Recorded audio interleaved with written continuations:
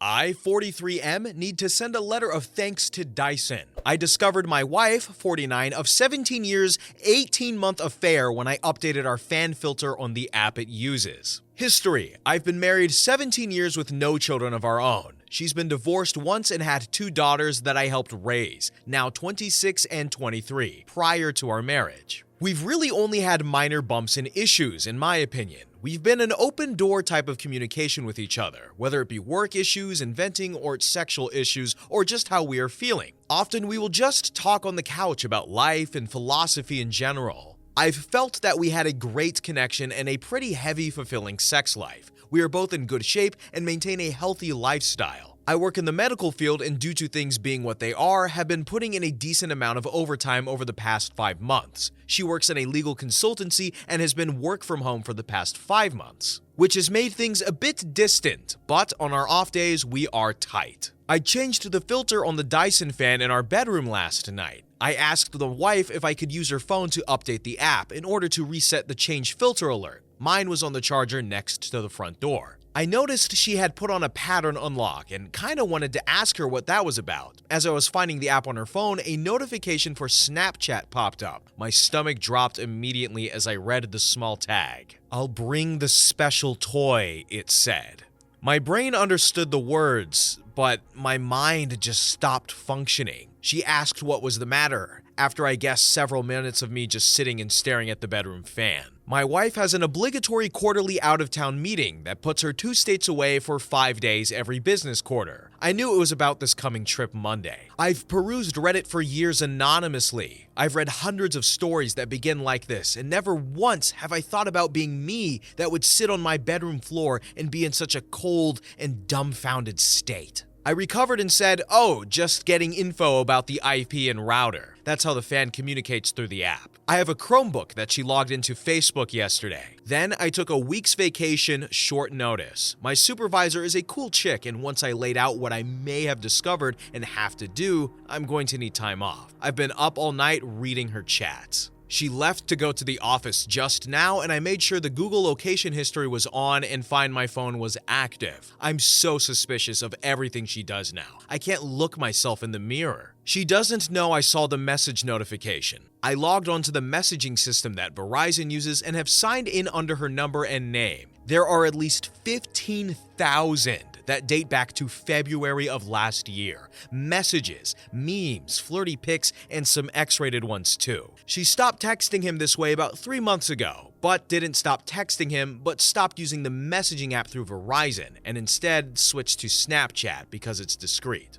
I'm not on any social media in any way, shape, or form. Me? I'm clueless. I just figured out that you can't log into Snapchat through Facebook. But it just takes an email and password, and she has used this Chromebook to do just that. Hell, she used it 3 nights ago, lying in bed next to me, rubbing my back while I went to sleep. She messaged him and sexted him, lying right next to me. It's a younger man from work. He is married and has 3 young children. He and his wife have Facebook. I've met him twice. Shook his freaking hand. I'm at a complete loss again, and I've paced/wandered my house, that I custom built for her, by the way, for hours. I almost can't feel anything. What little that I'm processing is just white-hot raged. I logged on Snapchat, and there it all was. I have called my best friend who has been divorced 3 times. Don't get me started on his partner picker, and he has recommended a vicious lawyer. I plan on recording/saving everything. There's pics of them having sex. I'm sure her phone or his had video as well. I desperately want this to be a bad dream. She said terrible things about me. She's told him my insecurities. She's told him I love you. They've made no long-term plans, so this feels like a pretty purely sexual relationship. It almost makes it better, but also makes it so much worse. Like she's literally throwing away our life for this. She knows cheating is an absolute deal breaker for me. Our usual routine on the day she leaves for her meeting is I take her to the airport and drop her off with a long goodbye. I can't even think about what I have to do now. My friend says print out the entire thing and see if I can recover things from Snapchat. From what I understand, I can't, unless I have her phone. My plan is to see the lawyer today. I'm paying a ridiculous amount of money to jump in her appointment line. get the ball rolling, and hopefully have a plan of action from her. I really want to book a flight and follow my wife to the hotel she's staying at and catch her in the act. I have access to her hotel booking options and have put myself as a contact person, so I can get a room key without alerting her. I think I'm just going to log onto the messaging apps when I get into town and watch it happen in real time. If I could get the papers ready in time, I'd hand them to her. Instead, I'm just going to hand her the printouts. It's a 600-page PDF. His wife has accepted my friend request. I'm debating sending everything now. I am seething. I just don't want to lose any advantage. I'm going to fly there Monday afternoon, log in, and see what they've talked about, get a room key to my wife's room, and drop off the package in her room with my wedding ring. I'm going to sit in the bar and watch my phone blow up. I'm going to call the affair partner and tell him to meet me in the lobby/bar and to bring my wife down. Then tell him that a similar package has been sent certified mail to his home addressed to his wife, as well as a Facebook message that I plan on hitting send on as soon as I tell them. It feels petty and weak. I want to rage and scream, but I'm helpless. This morning, all I could do was give her a peck on the cheek goodbye. I really can't stand to look her in the eye. I somehow have to get through the weekend now. I guess what I'm asking is my spiteful, hate-fueled plan worth it? I just want to inflict pain at this point. I want to hurt her emotionally. I feel eviscerated, emasculated. I will not entertain an apology. This is one act that is unforgivable. It takes so many steps to cheat on someone. They can all be stopped until the sin is complete. Then it is done. Should I just confront her tonight or catch her? I don't think I'll update. I'm truly thinking about never using social media again and only being with a partner that has a similar outlook moving forward. ETA, I found the special toy. Keep in mind, we have a chest full of adult fun devices. It was already in her carry-on. It's one of those remote control devices, the ones that can be controlled by an app. It looks expensive. I meet with the lawyer in 90 minutes. Update. I have no clue how to post an update. I'm just editing my post. I met with the lawyer. She was actually kind and, dare I say, compassionate with me. She told me point blank that her job was to represent me in this fight for my future, and my job in all of this was to tell her the complete truth and not make her job harder. I went to Kinko's and printed the file out. It cost $534 for color because I wanted to have the pictures pop. Shout out to Chris at Kinko's for not making a scene when the nudes started coming out. He asked what it was all about, so I told him. He was taken aback, but shook my hand and said sorry. I went home and crashed for about 3 hours, and then soon-to-be ex-wife came home around 19:30, usual time. Lawyer said to forget any Hollywood confrontation in a hotel bar, that it would look pretty crazy and not becoming at all. So I'm sorry to all those people that wanted the high drama. She's ultimately right. There's 2 routes to take with my divorce, contested or non-contested. She said I would have to notify my soon-to-be ex-wife that I have retained counsel, and in order to proceed, my soon-to-be ex-wife would have to either contest the divorce or we would go through mediation and file from there. So, she got home about 2 hours ago. I asked her if there was anything going on that she wanted to talk about. She said nothing other than the election. She then asked what was bothering me. I wanted to cry, but truthfully, I was cried out. I said I was curious as to why she had a remote control adult toy in her luggage. The look on her face was actually more telling than anything I've ever seen. She looked panicked, pale. She began to breathe faster, sweat. I asked why she would have something like that, who had the code and the app to it. She stammered and the tears began. As I pulled out my 3 file folders worth of text exchanges, I asked if the affair partner's wife would have it. She cried and pleaded that she could explain. I said she had 5 minutes to do it. Of course, she couldn't. I told her what my attorney told me to tell her. I also told her to leave. She screamed it was her house too. I calmly told her that may be, but I would be notifying everyone about her affair and betrayal, that even the girls will know. Or she can leave now and find living arrangements for the time being. Hell, she'll be at her work conference for a week. She was speechless. I calmly pulled up Facebook and showed her the affair partner's wife. I said, "Do you want me to tell her or are you going to do it right now?" Tears and moaning and pleading with, "I love you," and "It wasn't supposed to go this far," and then my favorite, "You can't do this." I said, well, looks like I'm doing it, as I sent the affair partner's wife a message with the file of their escapades on it. I prefaced it with apologies and a brief explanation.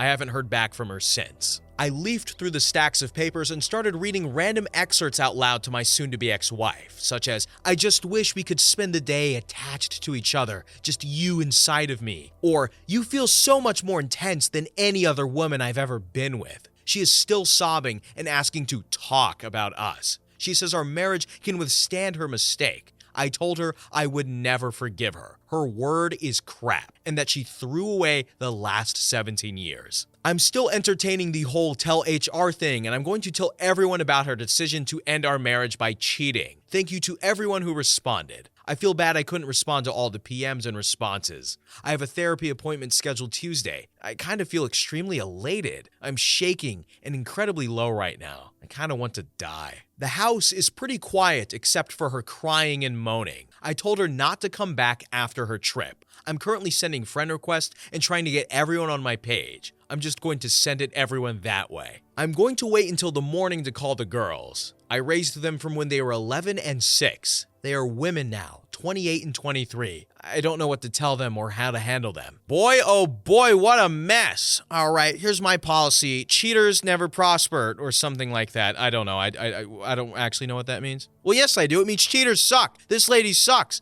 She cheated on her husband of 17 years. She could have said, "Honey, I'm not happy with our relationship," or "We need to spice things up in the bedroom." But no, Brad from work has everything I want. Screw her. I don't like this lady. Next story. Story number 2. I managed to ruin a disabled boy's life. I, 16M, go to a regular public school. I have a boy in my class whose name is Aiden. Aiden has a mental disability, which makes all of his behaviors involuntary. I, as the star student and all, have been tasked to keep an eye on him so that he doesn't do anything bad. Because of this, I guess that he started to see me more than as a bodyguard of sorts. He's been getting closer to me, wanting to hug me whenever we're around others. He even asked me to kiss him on multiple occasions. Others have spread rumors about us being in a relationship now. I don't have feelings for him. I'm simply doing what I was told. I don't want to pursue anything with him as I am straight, and the way he behaves around me makes me extremely uncomfortable. Though, one day Aiden and I were walking to class together like every normal day, and a girl from my class walked up to me and started talking to me. I had to admit that she was very beautiful, and it seemed like Aiden got annoyed by her presence,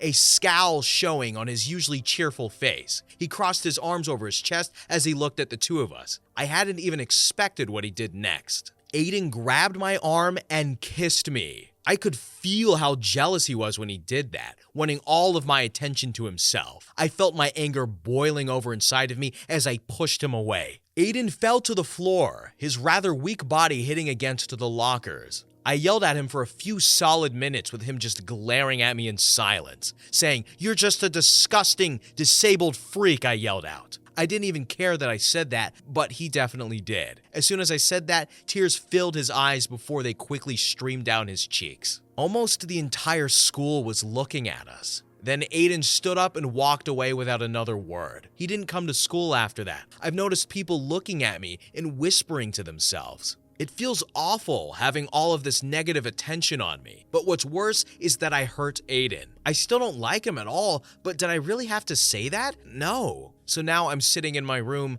typing this out. I need to get this out of my head. I feel so disgusted with myself. I hate this entire situation even more because I did it intentionally. I meant every single word. I just hope that Aiden comes back to school tomorrow.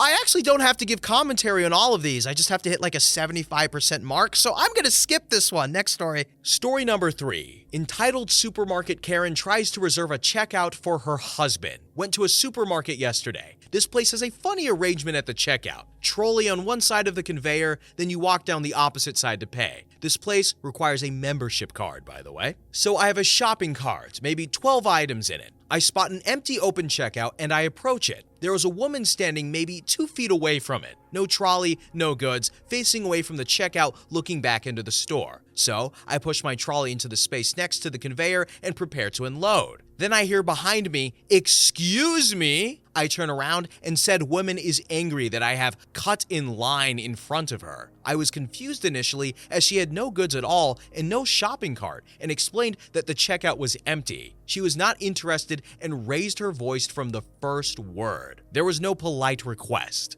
She tried to pull my shopping cart out of the bay. She was half my size and I held on tight so she could not even budge it. She called me an idiot in a loud voice. "You're an idiot," she said. Here is where I may be the a-hole though. I did get worked up and I did have my finger in her face in response. My autistic son, 24M, was with me, and her use of the R word multiple times with the same phrase had got me very angry and upset. Neither of us laid hands on each other at any time, except for her trying to move my trolley. Next, her husband arrived with their shopping cart of items, much more than mine. He was not happy with me either. She kept using the R word, maybe 4 times in total. Next, her husband arrived with their shopping cart of items, much more full than mine. He was not happy with me either. She kept using the R word, maybe 4 times in total. The husband was angry I had pointed my finger in his wife's face, which he had seen on his approach. She claimed that as she had been standing there 2 feet back from the start of the conveyor with her membership card in her hand, therefore her husband and trolley should go in front of my shopping cart. He was trying to move the trolley around me, didn't work, and by this time we were all yelling, myself included. He kept saying, "But I am with her," like it means he can get in front of me in my cart. I responded by telling him I was in front of him. He is behind me. I told him it's like trying to reserve a car space by standing in it. He just said, "Do you see a car here?" Eventually, I turned my back to them and they moved to an adjoining cashier. The cashier was a bit stunned, and then a supervisor had arrived, and the cashier began to process my load of goods. I apologized to the supervisor and explained that the trolley bay had been empty. Supervisor said to me, "It's okay. It's like trying to reserve a car space." "Exactly," I said to her. The use of the R word had me very angry and upset. I got dirty looks the whole time from douchewad husband and his wife in the next checkout, and a couple of snide comments like, "You look like you're going to have a heart attack," and lastly, "Have a nice day." At that time, I was too upset and totally ignored them once I had been served. So maybe I was an a-hole to have my pointed finger into her face. I was really mad at her and wasn't thinking straight, but she tried to intimidate and bully to get her way right from the start. I was not going to submit. Well, obviously, first and foremost, the person making this post is not the a-hole. So, now that we realize it, what do? Well, we make fun of the lady and her husband. They suck, they're stupid, and I hope everything they bought was expired or falls out of their bags and spills all across the parking lot. Screw them. Story number 4, how the entitled crazy mother thought she would make a profit off of her child's burns, and failed. A few years ago, I worked in a fast food restaurant. One day, I brought dinner to a table at the restaurant's garden where an older woman and her grandson were sitting. I had a short conversation with the woman about their order while we talked. The kid, who was around 4 or 5, reached for a cup where hot water was. He poured it all on himself and started crying and screaming. I went inside to get some towels. I didn't know it was the cup with hot water. I thought he took his drink, which was iced tea. When I got back, the child's mother was also there, trying to take off his son's clothes and screaming that she demanded compensation. She didn't even know what exactly happened. Her child was screaming in pain, and she could only think of money she could get because of the situation. I was panicking and went back inside to tell the manager about the situation and to tell her to call an ambulance. She did. They arrived and took the child to the hospital. But this is just the beginning. The mother was really hoping to get something for her from that situation, and she decided to get it at all costs.